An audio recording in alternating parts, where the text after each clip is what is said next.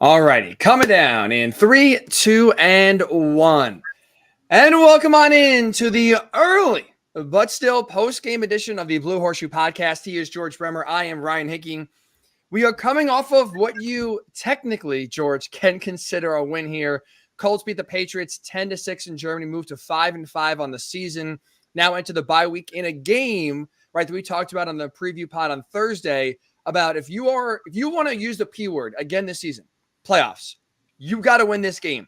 The Colts did that, George. But let me ask you this. Now as we go and talk about a team that's 5-5 after week number 10 going into the bye, even though they won the game, would you right now still consider the Colts a playoff contender after this performance? We'll just call it nicely. They're not playing like one. I mean, I don't think anybody can look at the offense the last 2 weeks and feel like this is a team with legitimate playoff potential. But the schedule says that they do have a chance. So the NFL might turn them into one, even though at this point, there's not a lot of reason to hang your hat on that. Now, they're going to have to come with much better performances than they have the last 2 weeks. I mean, you're talking probably two of at least the three worst teams, at least opposing offenses, two of the three worst that there are in the NFL. So come back after the bye against a Tampa Bay team that's a little more explosive, and I think you're going to need to do a lot more offensively. With the way they're playing, not just this week, but even last week too, you beat the Panthers, you win now against the Patriots, like you said, probably two of the worst offenses you'll play this season. I can't do it. The way they're playing right now consistently on offense the last few weeks, I just can't call them an actual true playoff contender. Like you said, the schedule and the way the rest of the AFC may dictate that, but in terms of actual, like how they are playing, can't do it. Can't do it right now because this is just another game where you have a tremendous opening offensive drive, march right down the field, run the hell out of the ball with Jonathan Taylor. Things are working nicely. And then it's just like you hit the pause button on the offense and they just can't get anything going the rest of the game. And a large reason for that has been quarterback play. Now, obviously, the good news is Gardner Minshew, right, is not the long-term option, thankfully, for the Colts. So it's not like this is it's like the Patriots right now where you're stuck in quarterback hell. At least there is a savior on the other side of this in Anthony Richardson. But part of the reason, George, why I can't call right now the Colts a true playoff contender, even though right now you can make an argument the record says they're in the mix, is because of the quarterback play. Gardner Minshew has been terrible. He has been terrible these last 2 weeks, including today. And the biggest thing, George, is, we heard that phrase, right? Sam Darnold made it viral a few weeks ago or a few years ago at this point on Monday Night Football, fittingly so against the Patriots, when he said he's seeing ghosts out there. Watching Minshew today in the pocket, George, it felt like he was seeing ghosts in the pocket where he's running around, running out of the pocket, running away from invisible defenders. He created a lot of pressure. There were a lot of plays where his pocket was fine, and he was running around and like you said, avoiding pass rushers that weren't there. So I know there was one third down in particular where he just backpedaled for no reason and ended up having to throw the ball away.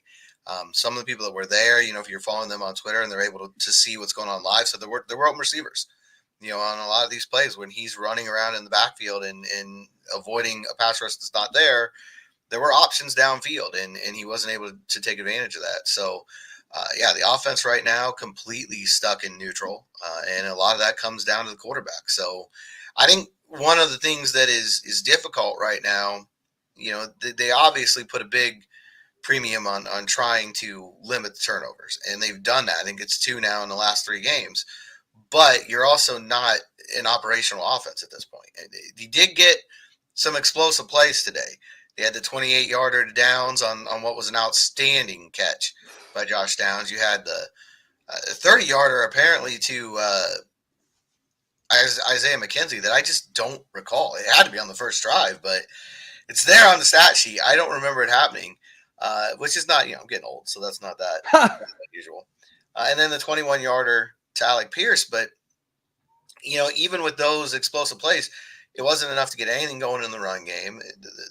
The Patriots did what we thought they would do. They said, if you're going to beat us, it's not going to be because of Jonathan Taylor or Zach Moss. Taylor got the vast majority of the workload today. I think he had 23 carries. I believe Moss had 1. I got to double check that. But it was 1 carry for 2 yards. So it was definitely a Jonathan Taylor workload day. But, they're just, after that opening drive, there just wasn't any room for him to go. And again, the pass game has to be consistent to open those things up. It's not just a play here and a play there. Now, if you're completing short passes consistently and you mix in a deep play here and there, it's going to work. But I mean, they just weren't consistent with anything. The ball was all over the place. Gardner did get up to 6.9 yards per pass attempt, which is still under 7, which is sort of the baseline of where you need to be. But it's a lot better than it was last week. And what it's been in 3 of the 5 starts he's had since Richardson officially went down. But you've got to be more efficient than that. They've got to be up in that 7.5, 8 range if you're going to give the defense any kind of reason to play you honest in the run game. I mean, talk about deep shots and explosive plays. That's not really Gardner Minshew's MO to begin with, right? But it's even harder when he's already getting the ball in the shotgun 5 yards to the line of scrimmage and running basically 10 yards straight back before there's even a defender in his face. So it's like he's not a guy that pushes the ball deep anyway. And now you're asking him, or like, you can't push the ball deep, especially when you're 10 yards behind the line of scrimmage running. Like George, watching today, like, honestly, I don't know if you did this as a kid, but I definitely did. Like, you'd be in the backyard by yourself and envision like you're playing in a game, whether it's football. I did this a lot. And it's like you're running around, you're ducking defenders. But if you're like a parent or anyone else, you're looking in the backyard, like, what is this kid doing? Like, he's spinning around. No one's near him. Like, I don't know if Gardner Minshew in his head today was just playing like he was in the backyard by himself and having imaginary defenders running at him. But it's like for a guy who doesn't push the ball down the field anyway, it's especially more difficult to push the ball down the field when, again, you're running around, you're leaving that pocket before you should, you're consistently backpedaling, you're not stepping. Like, that's another thing too, just from a fundamental perspective. He's not stepping into any throws because even the throws he's throwing the ball, or even the throws he's pushing down the field, I should say, off one leg, on the run, he's rolling out to his left across his body. Like, I mean, I got to watch it again. I don't know, George, if we rewatch that game today, if there was one throw where he actually drives his body and is able to put a lot of force in, behind the throw. That's also part of the reason why I think we saw a lot of off-target throws. You said it before. It's not like he's throwing the ball into tight windows or the receivers are not getting open. I thought this was the best game from the receiver's perspective all season. They didn't get a lot of chances, but the few chances they did get, they converted. They made tough catches. They made some explosive plays. They just weren't given enough of an opportunity, in part because Minshew couldn't accurately and consistently get them the ball. And it feels like at this point now, with Minshew playing, right, 8 of 9 games, or 9 of 10 games now, I should say, and getting starts in most of them, it feels like the book is out on him. Mm-hmm. Like these last 2 weeks, especially with Carolina and now against the Patriots, it feels like defenses know how to slow him down, how to limit this offense. And that's part of the reason why, going back to how we started this podcast, and for those listening, I want to hear your thoughts too in the comments. Please let me know if I'm wrong or George is wrong. That's why I don't think I can't call this team right now a playoff contender, because coming out of the bye, I don't know how they get this offense consistently going again. You tweeted out, and I kind of forgot, to be honest. This is the first game this season they haven't scored 20 points in a game. But it's a second straight game, technically, right? Obviously, that's true. They scored 27 last week. But the second straight game, the offense has yet to break the 20-point mark. It was 13 last week, thanks to 2 Kenny Moore pick sixes. But it was 13 points on the offense last week, 10 points on the offense this week, George. It feels like the book is out on Minshew. Yeah, I agree with that 100%. I think it has been for a little while, honestly. I mean, we were talking about it even in the New England and Cleveland games. In the second half of those games, they were just basically selling out to stop the run, daring the Colts to beat them through the air. I think people saw that. I know people saw that, around the league. And I think you said it after the second of those games. When is someone just going to come out from the start and do it? Well, I think Carolina and New England came out from the start playing that way the last 2 weeks. Now, what'll be interesting to see with Steichen over the bye week is what can he kind of draw up differently to try to get some things going. You saw it in that opening drive a little bit. You're not going to be able to do a lot in a short week, which is what this was basically going over to Germany. They only have one real practice. They had 2 walkthroughs, one in Indy before they left and one in Germany when they got there. It was, a very different kind of week, but even with that, you had 2 different formations in that opening drive that I haven't seen all year. And you had Moss and Taylor in the backfield together at the same time, which was a first. And they may have run the pistol before, but it's not been very common. I saw it, during that opening drive. I haven't seen a ton of it either with Jonathan Taylor right behind uh, Gardner Minshew in the shotgun. So, on that shorter kind of shotgun formation, we haven't seen a ton of that. So maybe there'll be more of that. I'm sure he's going to work on that. The other thing I would say, the one common denominator the past 2 weeks, not a lot of Josh Downs. Obviously didn't play at all in the second half last week with that knee injury.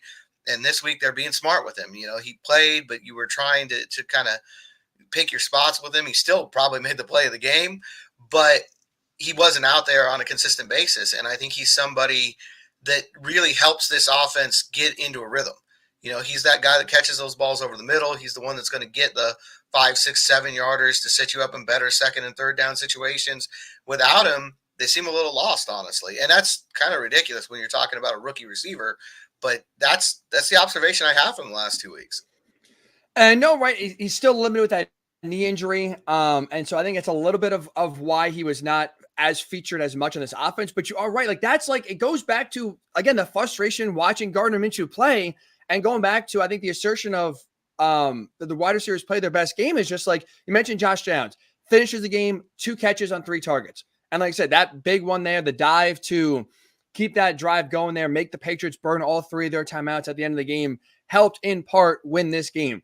But it's like why he wasn't targeted earlier and often is beyond frustrating. Alec Pierce makes the best physical catch of the game in a tight window throw down the field, gets both feet down, defender right there, hands, tough catch. 21 yards, George. Only target. Forget about, again, a reception. The ball was not thrown at him after making that tough catch again the rest of the game. I don't understand it. It's one of those things where I don't know what the receivers are doing to not earn the trust outside of Michael Pittman Jr. right now consistently to get the ball thrown their way, especially in the case of Pierce. It is just confounding that both Minshew's not looked his way more often, and the fact that Steichen has not been able to scheme him open and find more plays, get the ball in his hands, because, George, it feels like anytime, it's rare, but anytime the ball is thrown in Pierce's direction and Downs' direction, they make plays and they come through, and it's just not enough. And this is another game where they make plays when they got the chance to, but we're talking about 2 of the better receivers on the team here, George, getting a combined 4 passes thrown their way. It's unacceptable. No, there's no doubt. I think the Downs thing to me is understandable because of the knee. I mean, he didn't play that many snaps. He wasn't out there that often. And they said going in that was probably going to be the case given the situation with the knee. Didn't practice much this week. Obviously went through it again last week. I think they're hopeful that the bye week's going to be good for him and get him back into a spot where he can be used something closer to his normal rate. But Pierce, that one makes no sense to me. I mean, when you're dealing with a guy who's supposed to be the game breaker out here and you're just not giving him chances. And I tweeted it out right after it happened. That's the exact pass play we were asking for all week on the pod. Take some chances, give him those 50-50 balls, and he delivered. And they responded by never going back to it again. And I think that's on the quarterback. I mean, again, the guys that were there at the game and you follow them on Twitter were saying Pierce was open. They're just not looking his way. I think Steichen is getting him open. I think he's, having those opportunities. Minshew's just not looking his way, and that's got to change. I mean, if you're going to start scaring defenses with this passing game, and they better, because you got 7 weeks left, and they're going to need to lean on the run game. There's no question Jonathan Taylor is their biggest threat right now, but everybody knows it, and they're going to load up to stop that. If you're going to get to a situation where you can make the best use of Taylor over these final 7 weeks, Pierce has to be a bigger part of the offense. He does. And I think the root of the problem, I think we can go back to is Gardner Minshew's, I would say, pocket presence or really lack thereof. And what I don't get, George, I would like to find solutions, right? So I think that is a problem. I think we can identify really maybe all starting why Pierce, why Downs are not more involved is going back to Minshew, again, running around and taking his eyes, looking down the field, now putting him more at the rush. But what I don't understand is, I don't really know how to make a solution, is the fact that it's unnecessary. It's one thing if he played behind a bad offensive line. If he was like David Carr in the first year of the Texans when he got sacked, it was 70 times. And it's anytime you drop back, you're fearing for your life. If that was happening to Minshew, I would get it. Because at some point, look, you just want to get up and you want to go home to your family after the game and make sure you're okay. And so you got to, at that point, look down. And I get that you wouldn't trust your offensive line to block even for a second for you to have some time. But that's not been the case this season. The Colts have blocked they've been a tremendous pass blocking team. This offensive line has been one of the biggest revelations this season, and how well they've played. Gardner Minshew was not sacked today, George. He's not been hit a lot in general. He was not sacked today, but the way he's running around in the pocket, you would have thought, honestly, me and you were blocking up front against these guys with the way he just has. I don't know if it's little faith. I don't know if he himself is just naturally skittish. The pocket presence is a problem, and I think that kind of goes back to what we're talking about, why Pierce is not getting more passes or chances deep. It's because he's 20 yards down the field. Minshew's 10 yards behind line of scrimmage the other way, running around, taking his eyes from down the field, now putting it on the pass rush that is non-existent in his face. I think that's maybe the biggest thing we can identify is why right now this offense is not pushing the ball deep whatsoever. And I wish I had a solution, but I don't, because the offensive line is playing well. I think the only thing you can do is start calling quicker passes, calling more slants and just getting the ball out of his hand faster and maybe get him into a rhythm. And maybe that can start to clean it up. I mean, it's just guesswork at this point because I don't know what you do when the quarterback is, needlessly dancing in the backfield. I'm sure he's not being coached to do that. I guarantee you that Shane Steichen and Jim Bob Cooter and Cam Turner are not telling him, hey, run around like you're in the backyard and you're going against ghost defenders. But there's no doubt that it's affecting Alec Pierce. I think it's affecting the offense in general. So I don't know if maybe that's part of getting Josh Downs back to full strength and letting him have, something closer to his normal snap count, those quicker passes. 'Cause I think with Downs, he does win early in the route usually. And you can call a lot more of those, quick over the middle things. I think that does tend to open things up, obviously, for the rest of the offense, but it also, I would think, gives your quarterback a little bit more comfort back there and lets him be a little bit more steady, which is what they need going forward. I mean, it's remarkable to look at, the short time that Anthony Richardson was on the field and his pocket presence and compare that to the veteran Gardner Minshew and how he's handled similar situations. I don't think it's time to make a quarterback change. I don't think right now Sam Ehlinger is a better option than Minshew. I don't think Kellen Mond is a better option than Minshew. But I think it's fair to ask the question at this point, George. Like, is a quarterback change necessary? You shook your head. No, you agree? No slinging Sammy here. We shouldn't get his right arm warmed up in the bye week. Yeah, because also too the bye week now would be the time to make a change if you do want to make a change. Yeah, no, there's no question. I mean, if you're going to do it, the bye week is the time to do it. But I just don't think that they're not at that level. Sam and Kellen are just not there, even with the problems that you're seeing from Minshew. The problem with Gardner Minshew is you're dealing with a classic backup. If he needs to be out there for 2, 3, 4 weeks, he's going to get the job done. You saw that early in the season. And he's going to be able to move the offense a little bit and get you in good situations and help you survive as a football team. But when it starts getting into 9, 10, 11, 12 weeks like we are now, as you said earlier, defenses get very accustomed to what he's doing. They start taking away what he does best. They start, overloading on the run game. And now Gardner has to adjust. And I think Gardner and Shane need to, and I'm sure they will, spend the bye week trying to figure out what they can do to get this offense into a rhythm, because obviously the offensive performance over the last 2 weeks was good enough to win these 2 games, barely. It is not going to be good enough over the last 7 weeks. They're going to have to play better. Even with the schedule being friendly the way it is, they're going to have to get a lot more from the offense over the last 7 weeks than they got these last 2. And it's so frustrating just because, like, you need a better offensive output. It's just like, I can't expect it. I can't expect it right now. It does feel like right now, like you said, the longer Gardner Minshew's around, the more defenses have figured him out, and the less ways the Colts can right now scheme up plays to win and make plays work is just because of, again, how little faith you can have in Minshew, especially pushing the ball deep, because it feels like right now he's playing scared for whatever reason, hurting the rest of the offense. You can only do so much if you're Shane Steichen before it's just like, you mentioned before, going back to quick passes, it almost feels like we're just like in an endless cycle now where it's like, get the ball out quick. Well, now everyone's playing 10 yards in. Now we got to push the ball deep. And okay, well, they start to do that sometimes, but now Minshew all of a sudden is getting loose of the ball. And now it's okay, let's tighten it up. And now it's getting back to like the short, quick passes. It just feels like we are in a loop, George, of insanity. Again, what is nice that at least we know next year Richardson is coming back and that this will not be the case. But it is frustrating. it is really, really frustrating to watch. As Zach Bunch does point out in the comments too, it's like the receivers made plays. We talked about this before. What makes part of what makes today so frustrating is that when the chances were there, they made plays.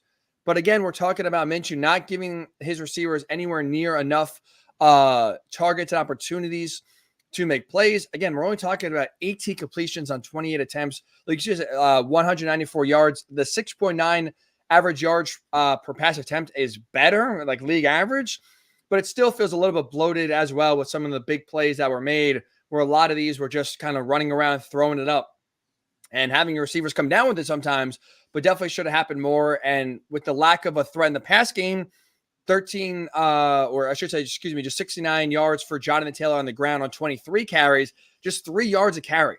And so again, we're seeing teams make a big time effort to stop the run. It has worked in these last few games, and Minshew has not been able to hold up his end of the bargain here, and make plays when needed. If you are tuning in for the first time to the Blue Horseshoe podcast, George Bremer, Ryan Hickey with you right here. Make sure you check us out on YouTube, also wherever you get your pods. We're here every single Sunday with the live YouTube post-game show. Also have a pod Tuesday and Thursday as well. We talked about this, so I want to hear your thoughts if you're just tuning in. George and I both discussed earlier in the pod if you could consider right now this team at 5-5 going to the bye week a playoff contender. George says yes because of right now the AFC and their schedule. I'm still saying no just because of right now the way this offense is playing. I don't really see things improving and getting better here as we go into the second half of the season, in large part because of how Gardner Minshew is playing today, where he's running around with no one in his face and scrambling outside of the pocket and basically ruining the design of the offense unnecessarily. Don't see that really changing right now going forward here. So that's why I say no. But one issue, George, offensively, before we do flip over to the defense here, is the fact that Ryan Kelly, yet again, unfortunately had to leave a game with a concussion. Did not finish the game. Wesley French did. Second concussion of the season for Kelly. He's had now concussions in his past as well. I hope everything with Ryan is okay, but as these concussions start to mount, George, you just wonder if right now, if Ryan Kelly's long for this team going forward, not just the rest of this year, but going forward the next few years. Yeah, it's getting in a scary spot. It's 2 this year. It's at least 4 in his career. Maybe more than that. That's just off the top of my head. But obviously he and his wife just welcomed twin boys. There's a lot at play here, and I don't know if we're to the point yet where you're have to start questioning retirement or anything, but you do have to start getting concerned about the frequency of this and the long-term implications. I mean, it's a very concerning situation. From a football standpoint, the good news is Wesley French goes in and plays pretty well every time that he's been called upon. But just from a human standpoint, it's extremely concerning and something that I think they're probably going to have long conversations about. It's not really something. You're an offensive lineman. You're not going to be able to take his head out of the game. I mean, you're not going to be able to reduce that risk. So, I don't know. I'm sure there's plenty of people with actual degrees in this who understand this better than me, but I'm sure there's going to be some long talks with the sports medicine people, with the analytics people, and trying to figure out what you can do to better protect him, because it's tough, the position he plays. But I think it's a major concern right now for this team, this offense, but for Ryan as a human being. Ryan, especially too with the position he plays, it's like you said, you really can't do anything to protect him going forward because it's the nature of his position in the sense that you're going to be banging heads, unfortunately, every single play. And it's one of those where it's like you obviously want the best for him. Maybe that does mean stepping away. And again, I mean, at least for what we've seen, I'm no doctor, but it does feel like you are more prone and likely to get more concussions the more frequent they happen. And that's seemingly right now what's happening with Ryan Kelly, where, like I said, this is not the first of the season, not the first of his career, where it does continue. Hopefully he's okay. Hopefully maybe he's back after the bye week and is back, no problem. But definitely a question and a concern for the rest of this season, but also now as we get into the offseason for sure, as we start to revamp and look at this team, how they can get better around their rookie quarterback coming back in Anthony Richardson. Part of wanting to protect Richardson is making sure your offensive line that is highly paid but is also playing very well is intact and on the field, you don't have many instances where you have backup linemen playing large stretches of time that, again, could put your already hurt quarterback in Richardson in harm's way even more going forward. So that's scary, sad. Obviously, we hope Ryan Kelly is okay and definitely does get better, but definitely now something to watch going forward. And definitely a question Chris Ballard needs to think about and address this offseason one way or another, is making sure his center is okay to play. And for Ryan Kelly, I'm sure asking himself some questions as well. George, last week we had the Kenny Moore game. This week we had the Dayo Adengbo game. 3 sacks in the first half. Was a man with his hair on fire. I'll tell you, Mac Jones, it's going to be a long flight for him, but I'm sure if he does fall asleep on that flight from Germany back to New England, he'll have some nightmares of Dayo in his face because he was all over him on Sunday. Yeah, 2 of those sacks coming on third down, just big plays early in this game that kept the Patriots from getting in any kind of rhythm after that opening drive. Dayo, we've seen flashes from him, at the end of last year. Can this guy take that next step? And I think he's really done a good job this year becoming that sort of utility guy on the line where he's going inside and out. He's rushing from different spots. And when he can have an impact like he does today, I think it's tremendous for this football team. Obviously, again, this is an opponent that is struggling offensively. But we've seen, just like I said last week, we've seen this defense kind of give a lifeline to some of these offenses that were coming in and not playing well. In the last 2 weeks, they didn't do that. You give them credit for that. 167 rushing yards today is a massive concern. And also, get Grover Stewart back as quickly as possible. But aside from that, which is a major aside from, they were able to pretty much shut down the passing game almost completely. And they were able to get the stops in the red zone when they needed to. No touchdowns for New England today. In a game where your offense only scores 10 points, that's obviously a huge performance. Now, defense has got to prove they can do this against more dangerous opponents. Potent, do it to Carolina, average. To do it to New England. But can you do it? Tampa's not lighting the world afire, but they're offensively much better than New England and Carolina. So, I think you're going to see after the bye, can they build off this momentum? Good job by both safeties getting late interceptions. The one by Julian Blackman, another one of those plays that if you're going to tick off 4 or 5 plays that won the game, it's right there, towards the top of that list, getting that ball and keeping them off the board and letting the Colts have a chance to run some more time before that final drive. But there are questions, all over the field. I think the defense at least is giving you some hope that there's something to build on. And that's the thing. That's why these last 2 weeks, I think, despite the fact that, again, you are playing 2 of the worst offenses in the league in the Panthers and the Patriots, I'm still encouraged by this Colts defense just because, they are making plays when it matters. They are getting the stops you need. They were never built to be a top 5 Browns-like defense, but I think 2 weeks in a row we saw Kenny Moore doing it by himself with 2 pick sixes, put that game away. This week it's the 2 safeties getting interceptions on the last 2 drives assaulted away. These stats are not pretty. We'll get to that here in a second. Like you said, a big reason for the rushing success on the ground for New England was the absence of Grover Stewart. But I think for the second week in a row, this Colts defense, when they needed to get a stop, got a stop. Now, that's, I think, what you really want from your defense is when it's clutch time, when it's the fourth quarter and the game is still within reach or in question, your defense goes out and makes a stop. Now, were they great from the 20s, between 20 to 20? No, they were not. But I'd much rather have, George, a defense that is loose between the 20s, but then once you get from the 20-yard line to the end zone, tighten up and force field goals like they have the last 2 weeks versus having a team that is, once you get in the red zone, you can walk right in for touchdowns. We see that those are big differences. You hold teams to field goals, not touchdowns, you can win games.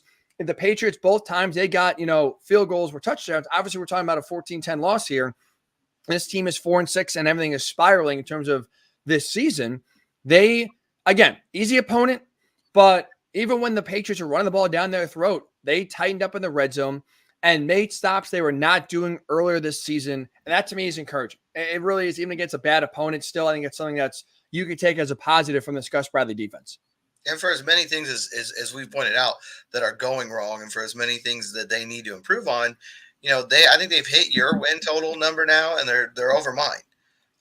in the preseason. I think you said 5-12, and I said Yep. 4-13. So here they are at the bye week, at your number, and have exceeded mine. So again, I think there's a lot of reason to have some hope and some excitement about Shane Steichen as the head coach here. I mean, again, they've been through so many things, changing quarterbacks, and the offensive line has a different makeup. This is just the second time that they had all 5 starters and they didn't finish the game with them. The projected starters at the beginning of the year. And the offensive line's been playing really well, but they've been playing a different combination almost every week. And they've had, it's been all over the place. The only guy who's played all 10 games is Quentin Nelson. Everybody else has missed at least one. And you're moving in and out. There you go. Quentin Nelson, Represent. Big guy Q. Who's been out there. Jersey guy, too. So it's kind of in your region of the country, it's local. Oh, I don't want to be associated with Jersey.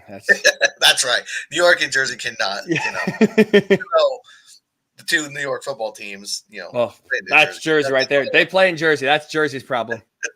That's a whole other issue. But I think, when you see all that they've overcome, to be 500 right now, if you had told me at the beginning of the year, Jonathan Taylor's going to miss the first month, Anthony Richardson's only going to play in 4 games, and the offensive line is going to be so banged up that the projected starters only start 2, there's no way on earth that I thought they would be 5-5. You're right. You're 100% right. Like this season, and that's part of what we want to do Wednesday as well. So if you're listening right now, one, thank you, especially if you're a new listener. Appreciate you. Check us out on YouTube, where you're listening right now. Make sure you subscribe, and also wherever you get your podcasts. But I'm excited for Wednesday because we're taking kind of your questions and kind of doing a mid-season review at the bye, if you will. And like I said, there's going to be a lot of positivity. Talk about a 5-5 team when your number 4 overall pick at quarterback starts and finishes 1 game. Safe to say, George, I did not see 5-5 at the bye happening, even if Richardson played all 10 games at that point. You reference our preseason projection here, or predictions. You going 4-13, me going 5-12. They are well on their way to blowing both of those predictions out of the water. So it's been a very impressive first half of the season, but we want to hear your questions as well. What's your biggest concerns, biggest level of optimism, biggest question going into the second half of the season? Email us your questions at bluehorsehoepod@gmail.com.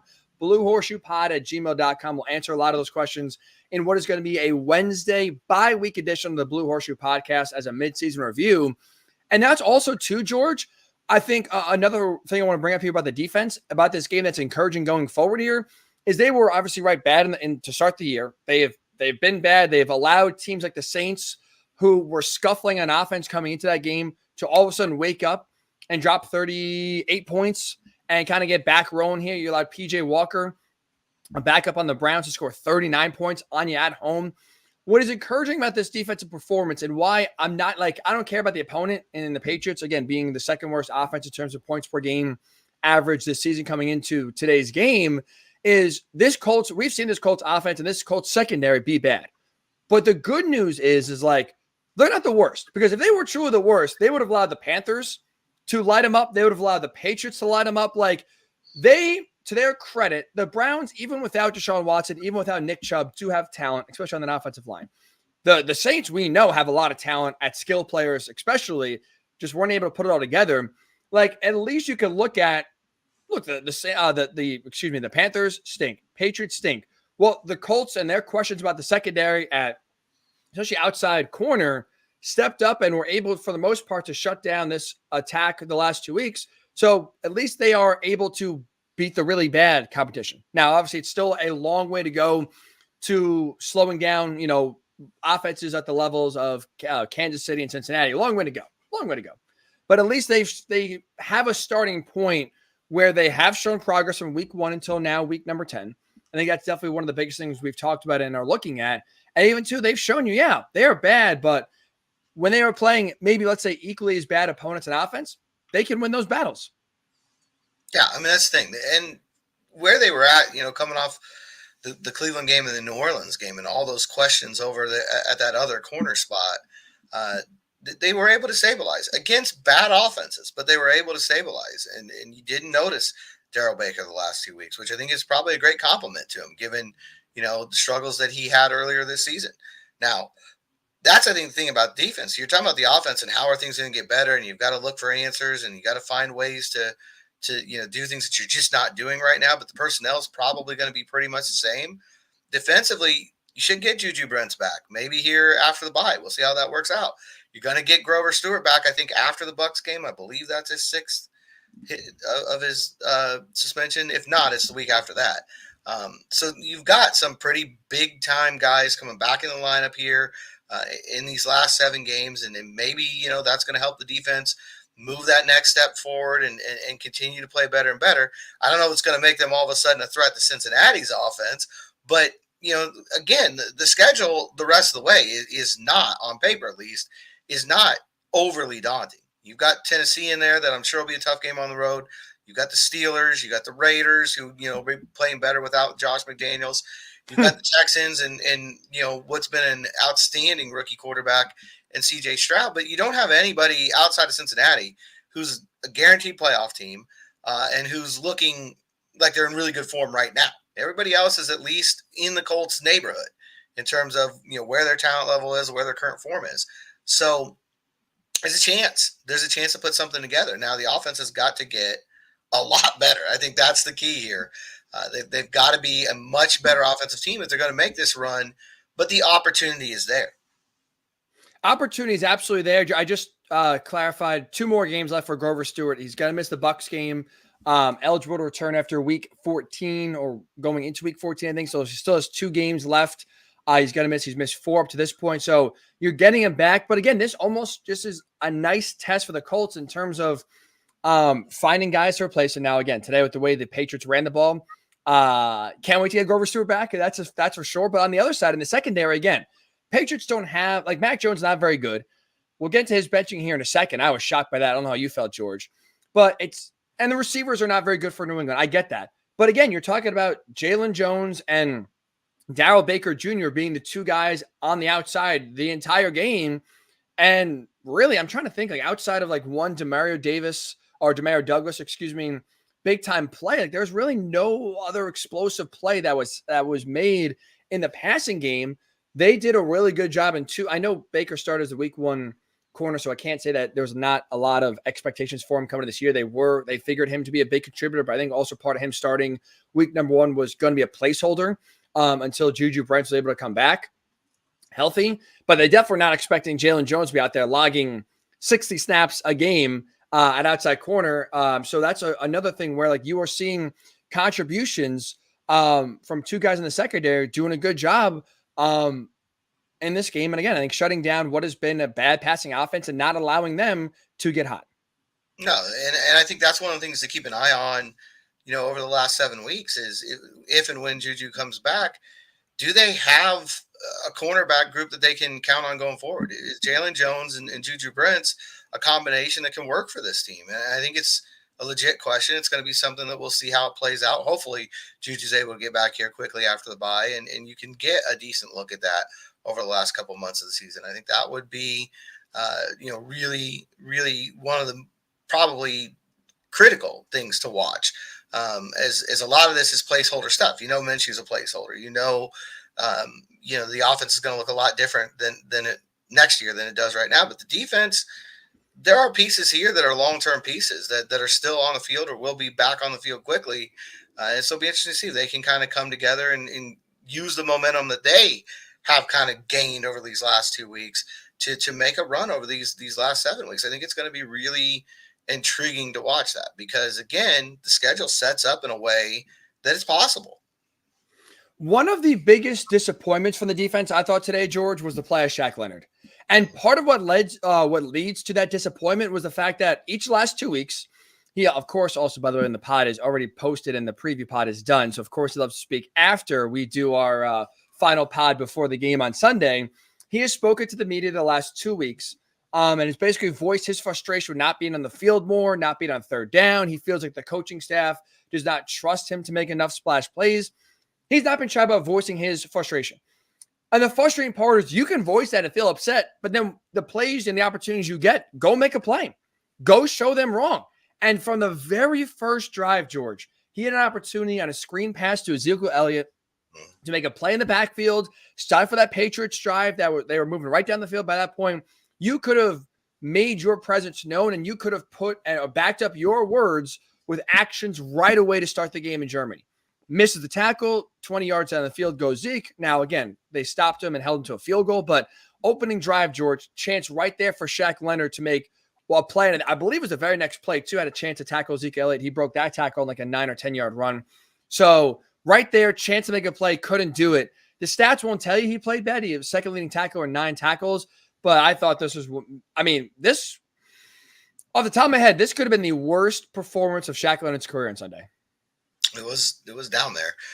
He had a shot at a fumble recovery too, later in the game. Good call. You're right. The ball's on the ground, and then he's kind of the first Colt there. And then that's something that, a couple of years ago, there's no question he's going to get that ball. But, in Shaq's defense, he has mentioned that he needs to make more plays too. I mean, I think some of the way it's coming off, if you're not standing there by his locker, is a little bit harsher than what he's actually saying. He's frustrated. There's no question. He wants to be on the field. I think everybody in the NFL feels that way. And you could go ask any player who didn't play every snap today if they should have been in more, and they will say yes. That's just, you don't get to the NFL if you don't feel that way. And he has been critical of himself. He said that because somebody asked him point blank this week, is the fact that you're not on third down affecting your ability to make splash plays? And he said, no. He is like, yes and no is what he said, because obviously third down is sort of the splash play down, but there are opportunities on first and second down that you've got to take. And he said that. He was very open with it. And today's a chance of that. I mean, I don't know, on the screen play, that's a splash play because it's tackle for loss. And it's, you're going to get the ball back at that point. And instead it's a big gain, and the Patriots end up getting in a field goal range. And obviously the fumble recovery, you pick up that ball, it changes the game at that point. So yeah, he's got to make more splash plays. That's what the coaches have been telling him. I think the concerning thing is EJ Speed wasn't much better today. He has been most of the year. He's been the better of the two linebackers almost all year, but he didn't really have a great day either. And I think that was part of it. You had, Zaire Franklin coming back off an injury, Speed and Shaq not playing at their highest levels, no Grover Stewart. And I think all of that helped into the 167-yard rushing day that New England put together. You're 100% right, George. Like, I guess technically if you are charting splash plays, maybe this wouldn't count as technically a check in the box. But I'm just going back to looking at that screen pass that Leonard missed the tackle on. It was 2nd down and 8 at the Patriots' 48-yard line. That got them down to the Colts' 33-yard line. You're in field goal range. You make that tackle, even at the line of scrimmage, bare minimum, we're talking about 3rd and 8 at the 50-yard line. I think it was 5, at least it had to be 5 yards behind line of scrimmage here. So we're talking about a 3rd and 14, 3rd and 15 for the Patriots in their own side of the field. I mean, you look at the Patriots offense, I feel pretty good in saying they're not converting a 3rd and 14 on that first drive. And so you could, I think, pretty easily, that missed tackle, I think, directly leads to 3 points. And again, if this is a better offense, if we're talking about a better team, those 3 points could be the difference between the Colts winning this game and losing this game if their opponent is different. And so it's a small play on the first drive of the game, but I think you can kind of directly tie it back to potentially, in this case, the Colts are lucky, and to their credit, didn't make it, didn't have that one play be a big factor and let it kind of rear its ugly head going forward here. But that's one of those plays where you look at it and say that could be the difference between a win and a loss. And so hopefully Shaq, like I said, takes this bye week too. I don't know if it's like a mental reset, just going out there and playing free and playing loose again. We saw a few weeks ago, it looked like he was getting his confidence back on the field and starting to be like the old maniac form in terms of his body language and screaming and just kind of having that energy on the field we're used to seeing from the maniac. Maybe it's just, I don't know, trying to do too much, resetting, whatever it is, George, just kind of getting back to his old way in the bye week is going to be massive for this defense going forward. Obviously, the addition of Grover Stewart after these next 2 games will be huge for this defense. But also, too, getting the maniac even back to 80% the rest of the way here after the bye week is massive for this turnaround of this defense. Getting Juju Brents back, getting Zaire Franklin back to something closer to full health. I mean, true. I think there's a lot of things that the defense can build on, and the offense needs to answer that call as well. They need to change whatever needs to be changed and find a way to start, holding up their end of the bargain again, because it just hasn't happened the last 2 weeks. They need to get back into a spot where they're making plays and they're doing their part of the deal too. I want to mention real quick a comment from Marquise Beverly, former Anderson High School basketball star. If you are watching this in the Anderson area, nice today at 2 p.m. at Liberty Christian. It's going to a good cause. All that money is going to go to help feed some needy families. So if you are watching this in the Anderson area, we're going to be wrapping up here in time for you to get to Liberty Christian. You can watch Marquise play, a lot of other former Anderson and Highland stars. So go help out a good cause. It's Thanksgiving season, and that's going to be a big highlight. Very nice. So on that note, George, to kind of wrap up the pod here, we do have to give out our game balls of the day. 10-6. Again, I don't think Gardner Minshew maybe will be getting a game ball, but I could be wrong. George Bremer, your game ball for the 5th Colts victory of the season, an international game ball, by the way, is going to. Yeah, I kind of want to give it to Bernard Ryman. I mean, the pass protection was great today. And, he's playing in front of 18 of his friends and family. First time anybody out other than his father was able to watch him play live as a pro. And he obviously had a good game because Gardner Minshew was not sacked. So I'm gonna give the game ball to the Austrian, Bernard Ryman. How about his grandma, too, in the stands? Very nice little shout out for her. Very nice. We need more grandmas in the stands. Every time grandma's there, players play big. She looked great, by the way. I could not believe that was his grandma. I don't know what she's doing in terms of the aging, but let me tell you, Grandma, if you have any secrets, let me know. I am all ears to hopefully look as good as you do at that point in my life here. I'm going to cheat here, George. I'll be honest, because last week Shane Steichen gave a game ball to everyone on the team. Everyone got a game ball for their win over the Panthers. I'm not going to give everyone a game ball here. No, that's not what I'm doing. But I do want to give a game ball to a unit, and that's the Colts offensive line. Right, Dio Dangbo definitely deserves a game ball. 3 sacks all in the first half. Like you mentioned, 2 on third down. He was tremendous and was basically living in Mac Jones's lap the entire game. But Tyquan Lewis gets a sack. DeForest Buckner did not get a sack, but his pressure, especially early on, too, was felt where he was constantly in the backfield, getting Mac Jones uncomfortable. I know, again, the run game, they were gashed. And that was a big part of why the Patriots are still in this game. But the defensive line, with their ability to get 5 sacks on Mac Jones, constant pressure anytime he dropped back to pass, they were not allowing the Patriots to play complimentary football, at least. While, yes, again, they got beat in the run game, at least they're able to negate the passing game, so it wasn't just they had everything in front of them and working. Colts D-line, I'll give them the game ball here because their pressure on Mac Jones, I think, was a big difference. And even on Bailey Zappi in the one drive he played was a big difference in this win. Really quick here, George, to wrap up. I mean, I keep checking my phone just to see, is there a chance? For that notification, aren't you? I mean, do the Colts just get Bill Belichick fired? I mean, I'll say this. I don't think he makes the move to Bailey Zappi on the last drive of the game if he did not feel like his job was in jeopardy or could be lost if he lost this game.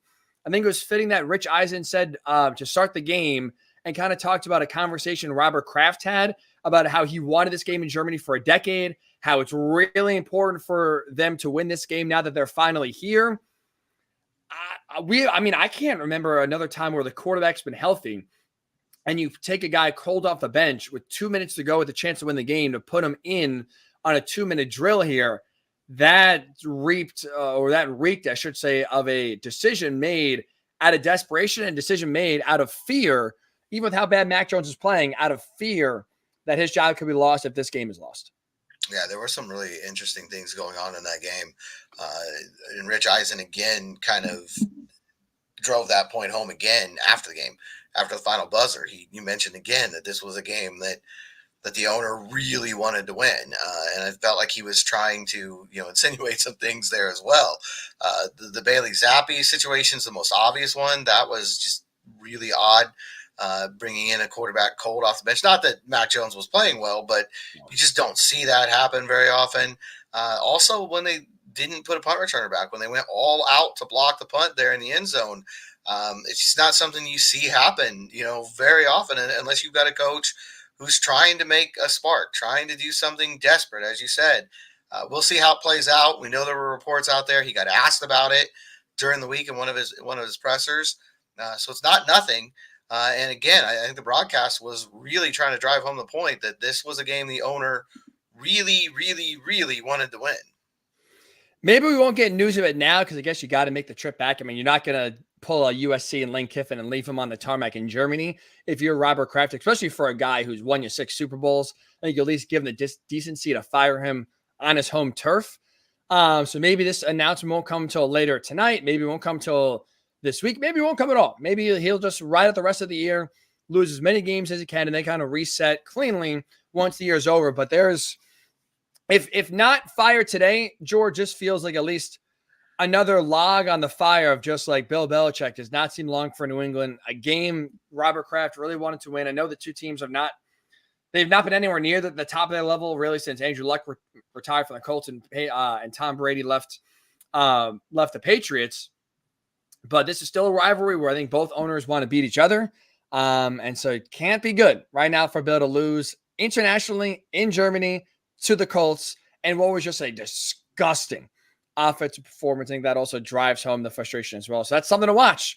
The Colts could be the ones that got Bill Belichick fired. It's not going to make up for all the playoff losses, George, but it definitely would be a little sweet. Shane Steichen's never lost to Bill Belichick. I'm just saying. As a head coach. He's got his number. He's definitely got his number. That seems like a fitting way to end this victorious edition of the Blue Horseshoe podcast. But as a reminder, oh my God, I need the bye week maybe more than the team does, George. As a reminder, this week, because it's the bye, it's going to be a little bit different. So we are going to do one podcast this week. It's going to be on Wednesday. And as you can see right now, if you're watching on the graphic below, we want to really have this be part of you. You know, you ask us your biggest pressing questions, your biggest concerns, the biggest things you're watching in the second half as the Colts do try to sneak their way into a playoff spot here, being at right now 5-5 on the season. What is your biggest takeaway from the first half of the year? What is your biggest concern of the first half of the year? What is your biggest thing you're looking forward to in the second half of the season? Ask us any question you have at bluehorseshoepod@gmail.com. We will answer your questions. It's going to be a little bit of a mailbag here edition of the Blue Horseshoe podcast. And again, schedule change because we're on the bye this week. One podcast. It's going to be on Wednesday. So if you don't want to remember that, because trust me, my memory stinks. I'm sure we got a lot going on. It's easy to slip the brain. Best way to remember is by subscribing on YouTube, Blue Horseshoe Podcast, subscribing wherever you get your podcasts as well, Blue Horseshoe Podcast. That way, if you forget, oh, shoot, well, there it is right there in your feed for you to listen to at your listening pleasure. Now be dropping Wednesday afternoon. Again, any questions you want, bluehorseshoepod@gmail.com. George, any fun bye week plans here outside of obviously the podcast? Just, gonna rest. I think this is a bye that is long in coming. Not like last year when it was like week 14 or something like that, but still on the later side of the bye. And so, yeah, I think it's coming at a good time for this football team. I really do. They can get a little bit healthier on this bye week and see how things go when the Tampa Bay Buccaneers come to town on November 26th. Last year, the bye was a blessing just to not have to watch the Colts on a Sunday with how bad they were. That is for sure. But hey, it's a Sunday now the rest of the day to watch and just enjoy stress-free football. Colts win, baby. That's to me what I'm looking forward to the most. Nice win in this morning. Now you can watch stress-free NFL action the rest of the day as well. So have a great rest of your Sunday. We will talk to you on Wednesday right here on the Blue Horseshoe Pod.